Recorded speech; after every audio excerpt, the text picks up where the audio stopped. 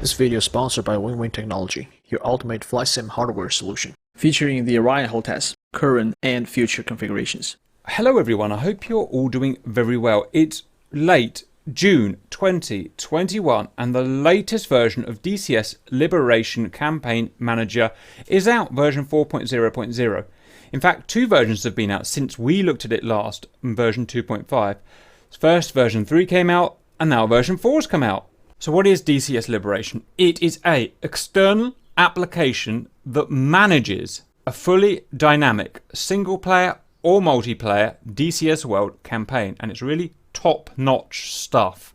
Two things to say. First of all, if you want to know how to use this roughly, not all of the bells and whistles, but just roughly get a campaign going, which buttons do you press when, and so on, please go and watch our original video of 2.5. I will link it in the video description, and you can watch that if you want. Some of the bits have changed, but the vast bulk is the same as it was. The second thing to say is that myself and Simba, who we've got here, say hello Simba. Hello. We are not experts on DCS Liberation. We still haven't had time to really get into the guts of it yet, but we know the basics. So, first of all, I will flash on the screen the official update logs for version 3 and version 4. If you want to go through every single little bit, you can pause it and look at that in your own time. Otherwise, let's go through what I would consider some of the major updates since we looked at it in version 2.5. So, first, it now supports the most up-to-date version of DCS, including Cyprus, including the F-16J dams, and including, of course, the Mi-24P Hind. The next thing to show, probably easiest if I just start a new campaign. So, if you remember, start new campaign, yes please, and let's choose just a really small one. Obviously, we can use Syria, we can use the Channel, we can use Persian Gulf, we can use Normandy, we can use Nevada, and we can use Caucasus. Let's go Caucasus to keep it simple. Mosdoc to Makeup, it's a small one. Performance impact is very low. In 1995 summer, sure. Here we choose our coalitions, if you remember, and which aircraft can be in each coalition. Let's just keep it standard to save time. We're going to be Russia 2010. This has changed. We can have a desired mission duration. So for the actual mission that transfers to DCS World that you're going to fly, you can have time limit up to 150 minutes, 2.5 hours, I think. And the default is going to be 60 minutes. So that's a really cool feature they've added. Also, they've made mod integration a lot easier. So we can integrate the A4E Skyhawk mod, the F-22A Raptor mod, the C-130 Super Hercules, the Gripen, the Felon, the French pack with the Rafale and stuff, and the High Digit SAMS mod. If you want to implement them, just go ping. That's much easier than it was before. How they decide which mods to put in, I don't know. Popularity, something like that. Next, this is just the same as it was before.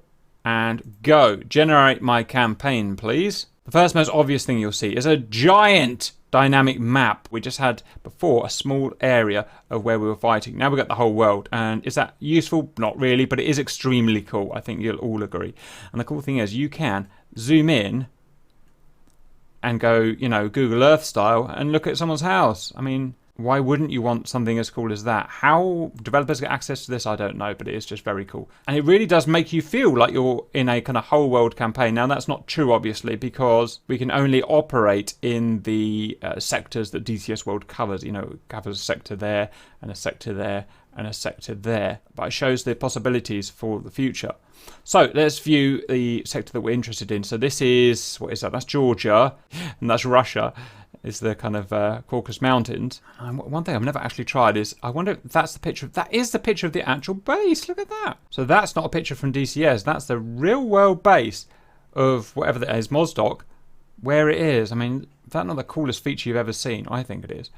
So that's awesome. Anyway, must stop going on and on. Next, display options. It used to be in a chunky old kind of menu system up there. Now it's more easy to access. We've got up here, you can see we can turn things on and off, front lines, air defenses, enemy SAM threat range, all the usual filters that we can have there, much easier to access. Also, we have things here.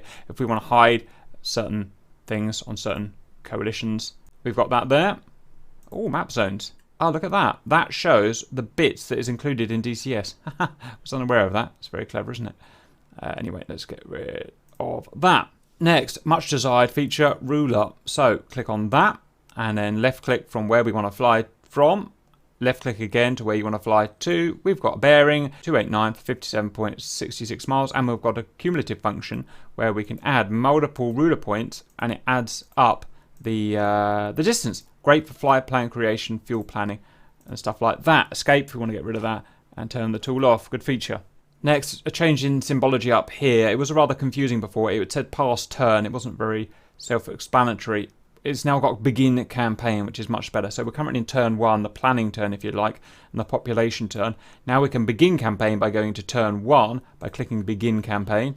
And now it goes to past turn, turn 2, turn 3, turn 4, and so on. That should make more sense.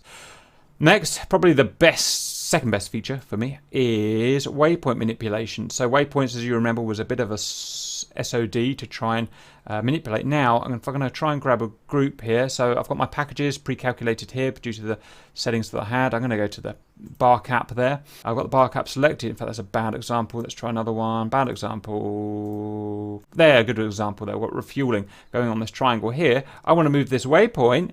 Zap. Look at that. And you've got your times, calculated, dynamically calculated. So I can just move stuff about like that, which was much needed and excellent. So I'm happy with that. Next, we've got a change in the way that we can load out our aircraft. I'm pretty sure this is new. So I'm going to go to bar cap there. I got some MiG-31 Foxhounds there. I'm going to double click there. I'm going to bring up the flight there. I'm going to bring up the payload of the flight there. Rather than having to assign every pylon manually, we can go here. I think these are exported from DCS, may be wrong. We can change to strike, and that's going to change a whole new set of weapons. It just so happens that obviously this doesn't have strike, but you get the idea there. I could click on anti-ship for aircraft that could support anti-ship, and it would repopulate in a default loadout of anti-ship. So that is quite cool.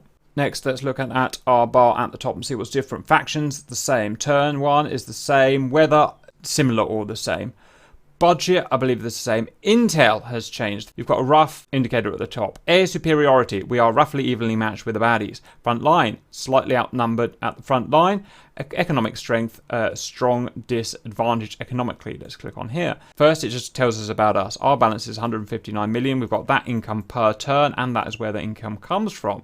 Air forces, we've got those planes, and that's where they are. Ground forces, we've got those ground forces, and that's where they come from. If you want the baddies, enemy info.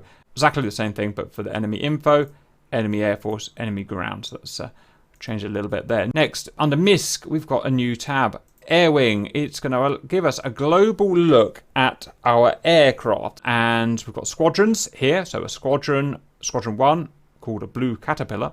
We can see there are 12 active, 11 unassigned, and 0 on leave. A50, I think they're the AWACSs.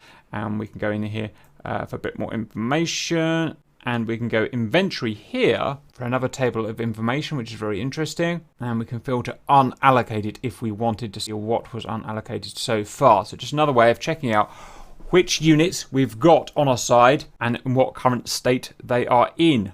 Okay, transfers. Haven't figured this one out yet. Haven't looked into it far enough so far, but let me know if we've got interest there. Some base information has changed. So if we go to Mosdoc, here's our main base. We can see we've got a counter here showing that we've got 31 ground units, up to 39 are deployable, and 0 are in reserve. And we've got 14 more ordered. And the next thing I need to show, I need to start a new campaign. So I'm going to start a new campaign here. Bing, bing, bing, bing, bing. If I went to one of my bases, click there. Just a cheeky little thing that makes buying stuff easier. I want to buy 5 frogfoots, hover over buy, left Control and click gives us 5, or left shift, or left shift and click gives us 10. Just makes things a bit easier. That's my quick view of things that have changed. Please look at the full list at the beginning of the video or the patch notes. For a full list, I will obviously include in the video description the link to update the latest versions. I hope that was useful and see you later.